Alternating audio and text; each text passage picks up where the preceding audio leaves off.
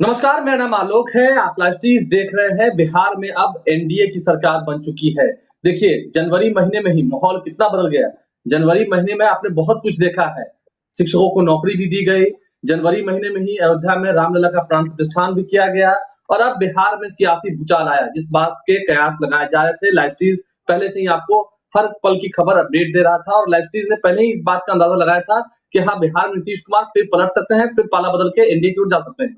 हुआ भी कुछ वैसा ही। 9वीं बार नीतीश कुमार ने मुख्यमंत्री पद की शपथ ले ली। उनके साथ कई मंत्रियों ने शपथ ली है। सम्राट चौधरी, विजय सिन्हा डिप्टी सीएम हुए बिहार के। कल जेपी नड्डा भी इस कार्यक्रम में पहुंचे थे राजभवन के भीतर। हमारे साथ लक्ष्मण यादव जी जुड़ रहे हैं। लक्ष्मण यादव जी सीधा दिल्ली से जुड़ रहे हैं, दिल्ली यूनिवर्सिटी के प्रोफेसर रहे हैं और काफी राजनीतिक, अगर हम चर्चा की शुरुआत कर रहे हैं, आज की इस चर्चा की शुरुआत कर रहे हैं, तो आज की इस चर्चा में लक्ष्मण यादव जी से हम जानेंगे हर पहलू पर, विशेष करके नीतीश कुमार की जो दृष्टि रही है, नीतीश कुमार की जो राजनीतिक दिशा और दशा बदली है। लक्ष्मण यादव जी, आप बिहार को काफी अच्छे से देख रहे होंगे। बिहार में तो अब धूप खिल गई है, कोहरा छट गया है। जी, बिल्कुल ठीक बात है। अब सर्दी का मौसम लगभग उतार पर है और गर्मी बहुत ज़्यादा है। इस बात का जी। अंदाज़ा हमें था, लेकिन पता नहीं क्यों यकीन नहीं हो रहा था। जो व्यक्ति हुँ, मिट्टी में मिल जाने और मर जाने, ज़हर खा लेने, बहुत सारे बयान दिए थे और सब ठीक भी चल रहा हुँ, था। पिछली बार की तरह कोई ऐसा आरोप भी नहीं था जिसका बहाना बनाया जाए कि भई तेजस्वी यादव पर आरोप लग गए हैं।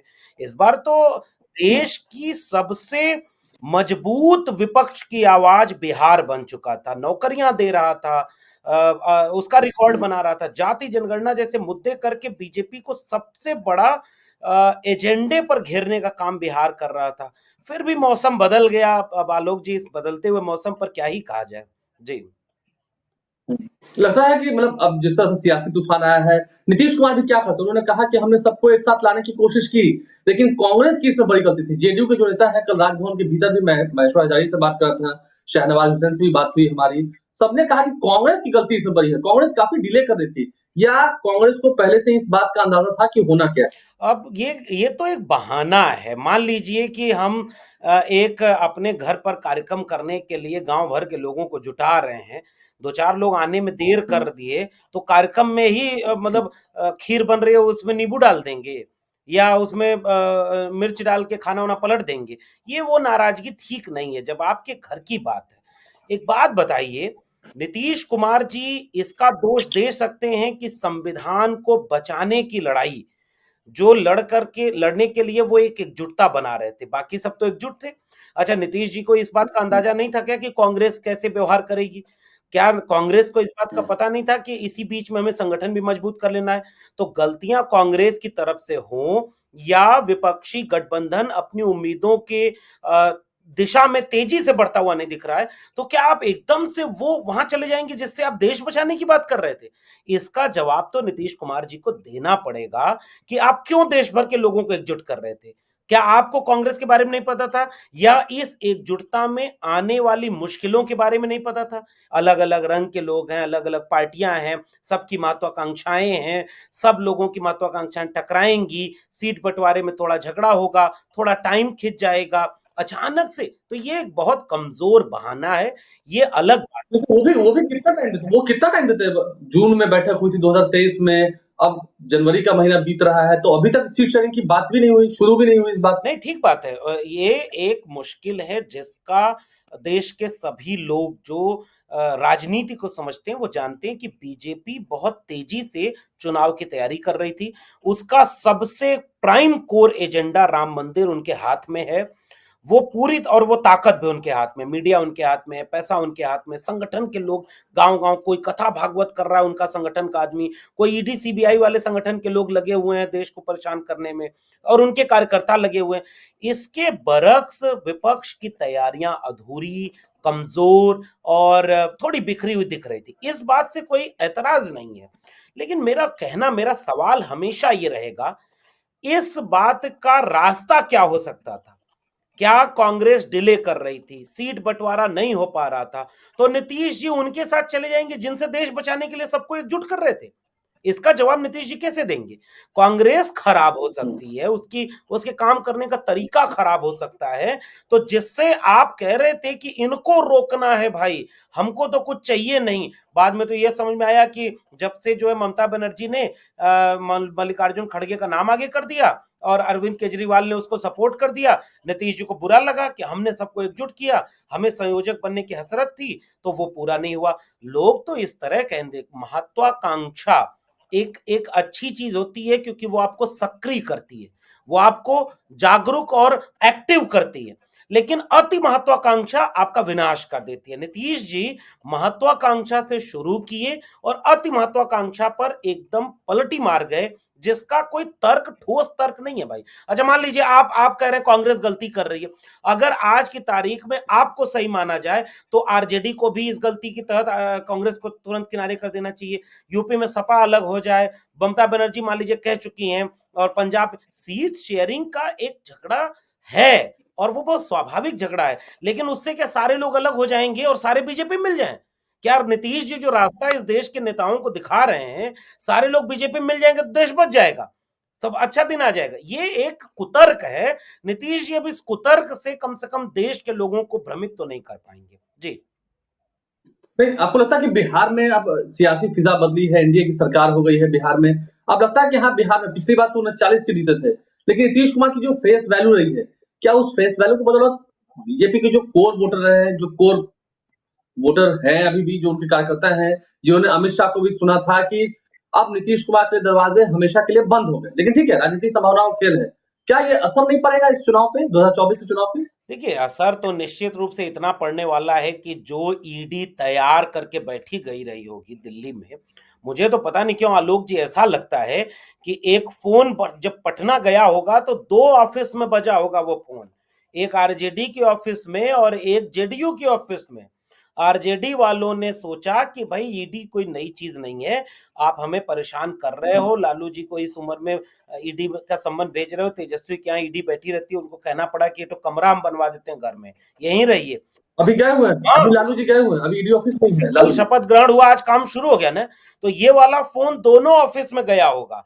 तो नीतीश जी के अगल-बगल जो विजय चौधरी, आलोक चौधरी और उसके बाद फिर अशोक चौधरी, अशोक अशोक चौधरी और संजय झा, त्यागी जी, तमाम लोग जो बैठे रहे होंगे या उनके जीते हुए सांसद, उनको भी ये लगा होगा कि जब हमारा नेता ही ऐसा है, जो जब पलटी मार जाए तो हमारी सीट फंसी हुई है, ईडी हमारे यहाँ भी आ सकती है, शरद पवार की पार्टी तोड़ दी ईडी ने, उद्धव की पार्टी तोड़ दी, ममता बनर्जी क्या बैठी रहती है।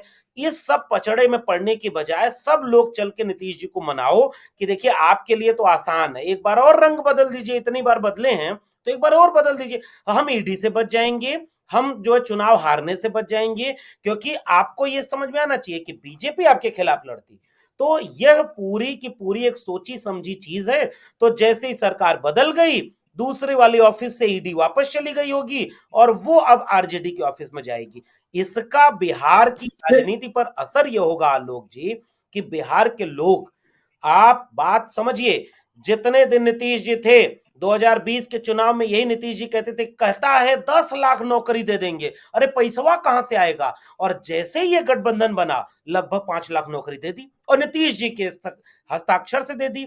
इसका मतलब जनता इसकी तुलना अब करेगी, पहले भले न करती हो, अब ये करेगी कि 17 महीने जो कल तेजस्वी यादव का बयान है, कल्पना करिए जो नेता इतना बड़ा धोखा खाए उसके अंदर एक क्षोभ होता, गुस्सा होता, वो उसने कहा पहली लाइन, सम्मान कल भी था, सम्मान आज भी है, सम्मान आगे रहेगा, लेकिन हमारे 17 महीने भारी पड़ेंगे।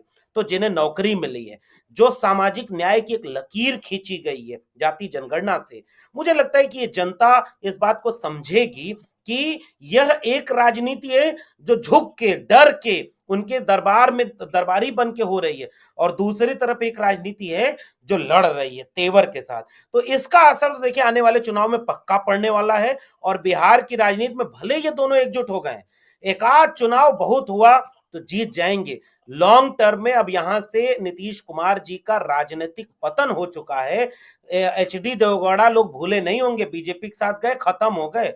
बसपा 3 बार सरकार बनाई, आज की तारीख में जो बीजेपी के साथ गया विनाश उसका खत्म है। जो लोग गए बस एक सुविधा मिल रही कि ईडी उनके घर नहीं जा रही है, लेकिन अब चुनाव में इसका असर देखने को मिलेगा। जी तेजस्वी यादव क्या और मजबूत होंगे? आपको लगता है कि तेजस्वी यादव और मजबूत होंगे, लालू यादव और मजबूत होंगे? देखिए, इससे फायदा ही उनको होगा? भविष्यवाणी तो हम नहीं कर सकते, दावा नहीं कर सकते। राजनीति है, अनिश्चितताओं का खेल है। इसलिए यह मैं कह दूं कि बिल्कुल मजबूत होंगे, अभी ये उचित नहीं। लेकिन मेरा विश्लेषण विवेक ये कहता है कि जिस काम को तेजस्वी यादव ने इस बार अपनी छवि के साथ जोड़ा है, नौकरी देने का, सामाजिक न्याय करने का, जितना मंत्रालय थे, अच्छा बिहार के लोगों को किसको नहीं पता था कि पूरी चाबी किसके हाथ में होती थी? मुख्यमंत्री के। और जो गठबंधन के लोग थे वो उनके पास कितना काम करने का अवसर था। बावजूद इसके अगर शिक्षा मंत्रालय में काम हुआ, परिवहन मंत्रालय में, खेलकूद में, विकास, हॉस्पिटल में, अस्पताल में जाकर के काम हुआ, मुझे लग रहा है कि जनता के विवेक का इम्तिहान है ये। तेजस्वी यादव और आरजेडी दो चीजें आज की तारीख में जो सबसे शानदार करे, जिसके लिए मैं बीजेपी की भी तारीफ करता हूं। बीजेपी जिस विचारधारा को लेकर भारत की राजनीति में आई, उस विचारधारा को कभी नहीं छोड़ा। राम मंदिर बनवाना था, बनवा दिया, भले उसके लिए 2 करोड़ रोजगार का झूठ बोलना पड़ा हो, 15 लाख का झूठ बोलना पड़ा हो, 100 स्मार्ट सिटी, स्मार्ट गांव, ये वो सारे झूठ बोले गए, वोट लिया गया, काम लेकिन हुआ अपने कोर एजेंडे का, अपनी विचारधारा का, वो आरएसएस की विचारधारा का है। इसलिए बीजेपी मजबूत हो रही है, और भी कई वजह हैं। आरजेडी को आज अगर बिहार के लोग देखेंगे तो ये कहेंगे कि अपनी विचारधारा से समझौता नहीं किया, डरे नहीं, ईडी के और सीबीआई के सामने डरे नहीं। एक पक्ष ये है, और दूसरा पक्ष, लोग कहते थे कि बिहार में काम नहीं हो रहा है, 17 महीने में इतना काम हुआ है, ये दूसरा काम तेजस्वी यादव की छवि के साथ जुड़ेगा। तो वैचारिक प्रतिबद्धता और डिलीवर करना, गवर्नमेंट में रह के डिलीवर करना, ये इम्तिहान अब बिहार की जनता का है कि इन दोनों की अगर आज की राजनीति में उनके लिए कोई अहमियत बची होगी, तो निश्चित रूप से आने वाले दिनों में आरजेडी नहीं, उनका महागठबंधन, क्योंकि कम्युनिस्ट पार्टियां, कांग्रेस और आरजेडी का जो अलायंस है, उसने अपनी छवि मजबूत की है। मेरा आकलन कहता है कि निश्चित रूप से ये ताकतवर होंगे। जी मतलब आपको लगता है कि नीतीश कुमार को वापस लेकर बीजेपी ने बड़ी गलती कर दी, जिसका खामियाजा उन्हें आने वाले समय में वो भुगतना पड़ सकता है? आलोक जी, एक सवाल पूछता हूं। देश का सबसे बड़ा मुद्दा, जिस मुद्दे पर पिछले 4-5 दशकों दक्षिणपंथी राजनीति का केंद्र रहा हो, राम मंदिर, उससे बड़ा तो मुद्दा इनके पास नहीं था ना। राम मंदिर का उद्घाटन हुआ है, पूरा देश राममय है। राज्यसभा में एक आदमी सीना तान के कहा, एक अकेला सब पर भारी, अब की बार 400 पार। जब सब कुछ आपके पक्ष में था, तो आपको अकेले चुनाव जीतना चाहिए था। आप नीतीश कुमार को कहते, मीडिया में आकर कहते कि नीतीश बाबू फिर पलटी मारना चाह रहे थे, लेकिन हमें जरूरत नहीं है, हम अब दरवाजे बंद कर चुके हैं, तो नहीं चाहिए नीतीश कुमार। तब हम मानते कि बीजेपी मजबूत है, बीजेपी की लहर है, राम मंदिर के नाम पर चुनाव होगा। ये सारी बातें तो अपने आप ध्वस्त हो गई। आपको उस नीतीश कुमार की जरूरत पड़ गई जो नीतीश कुमार आपके खिलाफ पूरे विपक्षी दलों को एकजुट किए। इसका मतलब आपको भी समझ में आ रहा था कि अकेले आप चुनाव नहीं जीत पाएंगे, इसलिए आप नीतीश कुमार को लेना पड़ा इनका। ये बीजेपी की हार दिखाएगा, कमजोरी दिखाएगा। इसलिए बीजेपी की तरफ से ये नुकसान होगा। अब मुरेठा बिना खोले सम्राट चौधरी शपथ ले लिए ना भाई, और क्या क्या बोले थे गिरिराज सिंह। अरे भाई, बीमारी, महिलाएं रो रही थीं कि हम कैसे, वो तो हमको शर्म आ रही थी, हम उठ के भाग गए, अब उन्हीं के साथ बैठना पड़ेगा। ये कमजोरी नहीं दिखा रहा तो क्या दिखा रहा है? अगर कोई ताकतवर होता तो ऐसे आदमी को सब लोग एकजुट करते कि नहीं नहीं, अब हमको जरूरत नहीं, हम अकेले बिहार के 40 सीट लड़ेंगे। नहीं जीत पा रहे थे आप बिहार के 40 सीट। एक तरफ बसपा जैसे अलग खड़ी हुई है, अकेले लड़ना चाह रही है, इसलिए यूपी में कुछ माहौल उनके पक्ष में। कल्पना करिए, सपा, बसपा, कांग्रेस सब एकजुट होकर, आरएलडी एकजुट होकर लड़ते तो 80 सीटों में से कितनी बीजेपी जीतती? इसलिए सब अलग कर दिया, तो अलग अलग हो गए। और वही काम बिहार में किया। बिहार आज की तारीख में बीजेपी के हाथ से फिसल चुका था, इसलिए लाख कोशिश करके, हर तरह से डरा के, धमका के, लालच दे के उन्होंने बिहार के गठबंधन को तोड़ दिया। ये बीजेपी की कमजोरी दिखा रहा है, और इसलिए हम इसको इस तरह से देख रहे हैं। जी कल शपथ ग्रहण समारोह हुआ और आज लालू प्रसाद यादव ईडी दफ्तर पूछताछ के लिए, मीसा भारती भी साथ में है।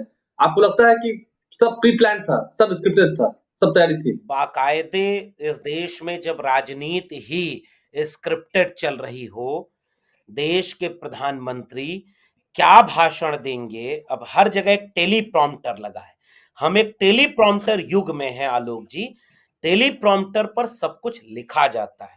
2-4 पूंजीपति, उद्योगपति जिनके हाथों देश बेचा गया है, 2 नेता, तो 2 उद्योगपति, 2 नेता मिलकर पूरा देश की स्क्रिप्ट लिख रहे हैं और हर कमजोर कड़ी के सामने एक टेलीप्रॉम्प्टर खड़ा हो जाता है।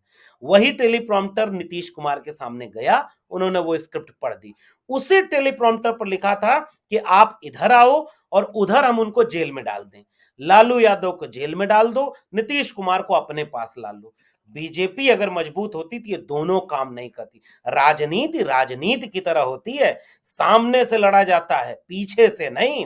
लालू यादव जो गलत किए उसको जनता के, अरे न्यायालय में क्या ये बात सही नहीं है? किसके किसके यहाँ हजारों करोड़ रुपए के नोट पकड़ाए, कितने तरह के घोटाले हुए। हेमंत बिस्व शर्मा, उसके ऊपर घोटाला हुआ, अब बीजेपी ज्वाइन करके वहां सीएम बना हुआ है, कभी ईडी नहीं गई। और अब तो मैं नाम गिनाऊंगा तो इंटरव्यू लंबा हो जाएगा। जितने नेता देश के थे जिनके ऊपर ईडी सीबीआई का केस चल रहा था, बीजेपी ज्वाइन कर लिए, सारे मुकदमे बंद हो गए। तो बीजेपी अगर इतनी मजबूत है तो ये करने की क्या जरूरत है? तो ये ईडी का खेल उस स्क्रिप्ट का हिस्सा है आलोक जी, जो स्क्रिप्ट येन केन प्रकारेण एक व्यक्ति को फिर से 2024 में चुनाव जीतने के लिए कर रही है। क्योंकि सीधे अगर लड़ाई लड़ते तो नीतीश और लालू की जोड़ी बिहार में उनका सुपड़ा साफ करने को तैयार थी। अब उन्होंने उस जोड़ी को, एक को झुका दिया, अपनी तरफ ले लिया और दूसरी को अब डरा रहे हैं। ये पूरी राजनीति की स्क्रिप्ट है। देखिए, शय और मात का खेल जो चल रहा है बीजेपी का, एनडीए का, इस पर लक्ष्मण यादव जी हमारे साथ जुड़े थे सीधा दिल्ली से। क्या कुछ उन्होंने विशेष तौर पर जानकारी दी है, क्या कुछ इसका विश्लेषण किया है, कैसे समझाया है खोलकर, हर एक पन्ने दर पन्ने को खोलकर समझाया है, कैसे स्क्रिप्टेड था सब कुछ पहले से तैयारी चल रही थी। और जब नीतीश कुमार ने पाला बदला है, इससे बीजेपी को कितना नुकसान होगा? बीजेपी की स्क्रिप्ट ही यही है, नीतीश कुमार को इधर ले आओ, लालू यादव को जेल में डालो, सीधा है। उसी स्क्रिप्ट पर काम हो रहा है, प्लानिंग चल रही है। लेकिन जनता, सबसे बड़ी जो ताकत होती है वो जनता की ताकत होती है। नीतीश कुमार ने भी कल ट्वीट करके कहा था, मालिक जनता है, जनता मालिक है। तो अब जनता मालिक क्या अपना जनमत देती है, देखना होगा। 2024 को लेकर माहौल बन रहा है, तैयारियां शुरू हो गई हैं। आप लाइव से बन रहे हैं, हमारे चैनल को सब्सक्राइब कर लें। आपका विशेष रूप से धन्यवाद लक्ष्मण यादव जी हमारे साथ जुड़ने के लिए, बहुत बहुत धन्यवाद।